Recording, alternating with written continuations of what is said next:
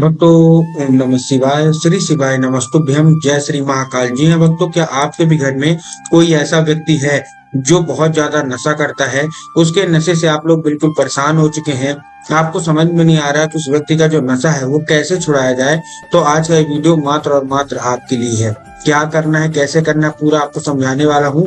तो उपाय ध्यान से सुनिएगा, अच्छे से करिएगा। अगर आपने अच्छे से उपाय कर लिया तो आपके घर का जो कोई भी व्यक्ति हो जो कि बहुत ज्यादा नशा करता है, उसका जो नशा है पूर्णतः समाप्त तो हो जाएगा। पूज्य गुरुदेव कहते हैं कि देखिए, जो नशा होता है, हर घर के व्यक्ति में कोई न कोई ऐसा व्यक्ति होता है जो कि नशा करता है। जैसे आपको पता है, पूज्य गुरुदेव की जो कथा होती है उसमें बहुत सारे लोग पत्र के द्वारा अपनी मनोकामना गुरुदेव तक पहुंचाते हैं। तो जब गुरुदेव ने पत्र पढ़े तो गुरुदेव के पास बहुत सारे ऐसे पत्र आए जिसमें यही मनोकामना थी कि गुरुदेव, हमारे घर का ये व्यक्ति है, बहुत ज्यादा नशा करता है, कृपया करके कोई ऐसा उपाय बता दे ताकि जो व्यक्ति है जो नशा करता है वो नशा करना छोड़ दे।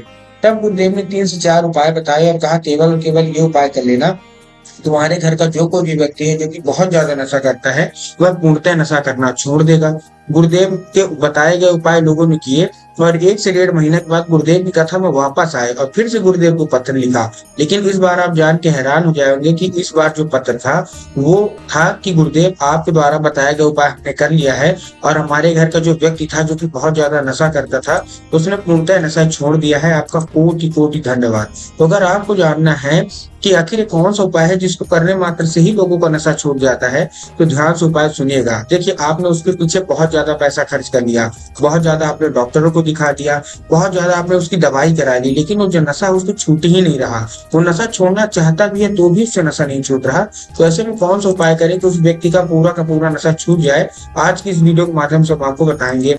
यही कथा सुन के और बहुत अच्छे से समझ के आपके लिए उपाय लेके आऊं, तो उपाय ध्यान से सुनिएगा, अच्छे से करिएगा। तो चलिए चलते हैं उपाय की ओर। लेकिन उससे पहले चैनल पर अगर पहली बार आए हैं और आवाज मेरी पहली बार सुन रहे हैं तो वीडियो को कर दें लाइक और चैनल को भी कर लें सब्सक्राइब, ताकि पूजनीय पंडित प्रदीप जी मिश्रा के रोज नए नए उपाय जो कि मैं उनकी कथा से सुनता हूँ, श्रवण करता हूँ, सबसे पहले मैं आपको प्राप्त करा सकूं।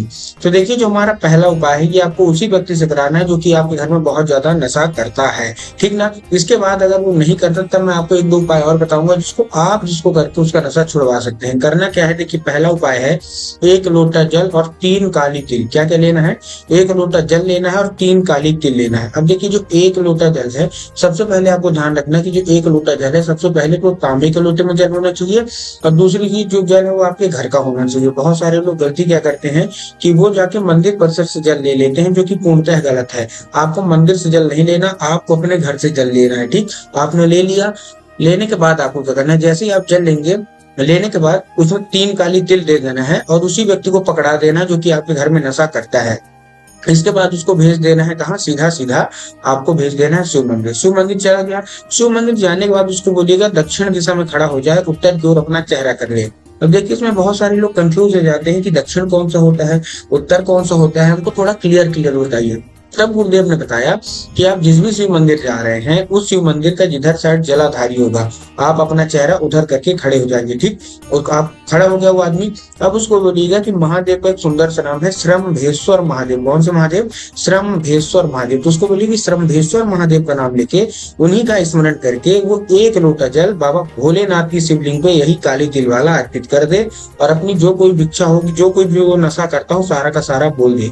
पूज्य गुरुदेव कहते हैं कि महादेव इतने सरल हैं कि अगर वो कोई और औषधि नहीं लेता, कोई और कुछ सामग्री नहीं लेता, केवल और केवल 1 से 1.5 महीना लगातार 1 लोटा जल और उसमें 3 काली तिल का ये उपाय कर लेता है, तो उसका जो नशा है वो पूरा का पूरा महादेव अवश्य रूप से समाप्त कर ही कर देते हैं। अब देखिए, हमको भी पता है और आपको भी पता है कि घर का जो कोई भी व्यक्ति नशा करता है उसका जो मन है ना वो पूजा पाठ में लगता, ना वो किसी उपाय में लगता। तो आप उसका नशा, जितनी भी महिलाएं हैं जिनका पति नशा करता है, जिनका बेटा नशा करता है, जिनका भाई भतीजा या घर का कोई भी सदस्य नशा करता है, आप उसका नशा कैसे छुड़वाएंगे, अब हम उसकी बात कर लेते हैं। करना क्या है आपको? आपको लेना है केवल और केवल 1 लोटा जल। क्या लेना है? केवल 1 लोटा जल। देखिए, मैं आपको ये औषधि का उपाय बता रहा हूँ, ठीक है ना। ध्यान से दोनों उपाय ध्यान से सुनेगा। बहुत सारे लोग गलती कर देते हैं और आधा अधूरा उपाय करके आ जाते हैं, इसीलिए उनकी मनोकामना कभी भी पूरी नहीं होती। आपको करना क्या है, सिंपल सा मैं आपको बता रहा हूँ। जितनी भी महिलाएं हैं जिनके घर का कोई भी नशा करता है, पति नशा करता है, बेटा नशा करता है, भाई नशा करता है, या फिर कोई भी नशा करता हो, मतलब जैसे वो शराब का नशा करता है, सिगरेट का नशा करता है, जुआ बहुत खेलता है, गुटखा बहुत खाता है, कोई भी अदर व्यसन करता है, तब आप क्या करना, औषधि बनाना है आपको। 2 उपाय मैं आपको औषधि को बताने वाला हूँ। पहला जो उपाय आपको लेना है, 1 लोटा जल, उसमें 3 बूंद आप गंगा जल का मिला लीजिए और पहुँच जाइए सीधा-सीधा शिव मंदिर। अब जैसे मैंने अभी आपको बताया कि जिस साइड शिव मंदिर की जलाधारी होगी, आपको उधर साइड खड़े होना है। अब आपको क्या करना है, बाबा कुंडकेश्वर महादेव का एक बहुत ही सुंदर सा नाम है, कुंडकेश्वर महादेव। तो आपको कुंडकेश्वर महादेव का नाम लेके वो जो जल है, वो आपको अर्पित करना है। कर दिया, करने के बाद आपको करना, जैसे आप जल अर्पित करेंगे तो बाबा से उसको औषधि के रूप में मांगना है कि बाबा, हमारे घर का ये व्यक्ति है, बहुत ज्यादा नशा करता है, कृपया करके कोई ऐसा उपाय बता दें कि हमारे घर का जो व्यक्ति है जो कि नशा करता है, उसका नशा छूट जाए, कृपया करके इसको हमको औषधि के रूप में प्रदान करिए। अब क्या होगा, अब जब वो जल जलाधारी से नीचे गिरेगा, तब वो साधारण जल नहीं गिर रहा, अब क्या है, अब वो औषधि वाला जल गिर रहा है। तो आपको क्या करना है कि कोई भी दूसरे पात्र में, कोई भी कटोरी हो, कोई भी गिलास हो, आपको क्या कर लेना, भर लेना है। ठीक, आपने भर लिया, उसको लेके चुपचाप अपने घर आ जाइए। आ गए, आने के बाद आपको उसी व्यक्ति को क्या कर देना है, पिला देना है। जो कि आपके घर में नशा करता है ना, आपको उसी व्यक्ति को पिला देना है। अब देखिए, अगर वो साधारण रूप से पी लेता है तब तो बहुत अच्छी बात है, लेकिन अगर वो पीने से मना करता है कि मैं नहीं पीऊंगा, तब आपको उसको चुपके से पिलाना है। चुपके से कैसे पिलाएंगे, देखिए मैं उसका भी उपाय बताता हूँ आपको।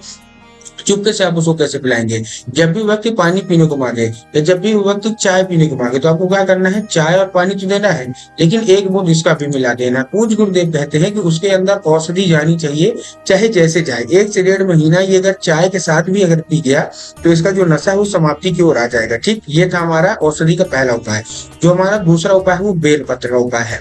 आपको चाहिए 3 बेलपत्र। कितनी बेलपत्र चाहिए, 3। अब देखिए, बेलपत्र में बहुत सारे लोग गलती करते हैं। आपको पूज्य गुरुदेव ने बताया है कि जब आप बेलपत्र लेंगे तो आपको बेलपत्र ध्यान रखना है कि बेलपत्र कहीं से भी कटा फटा नहीं होना चाहिए, कहीं से खंडित नहीं होना चाहिए, कहीं से भी मुरझाया हुआ नहीं होना चाहिए। बहुत सारे लोग क्या करते हैं, बेलपत्र लेने में गलती क्या करते हैं कि वो एक पत्ती को ही बेलपत्र मान लेते हैं, जो कि पूर्णतः गलत है।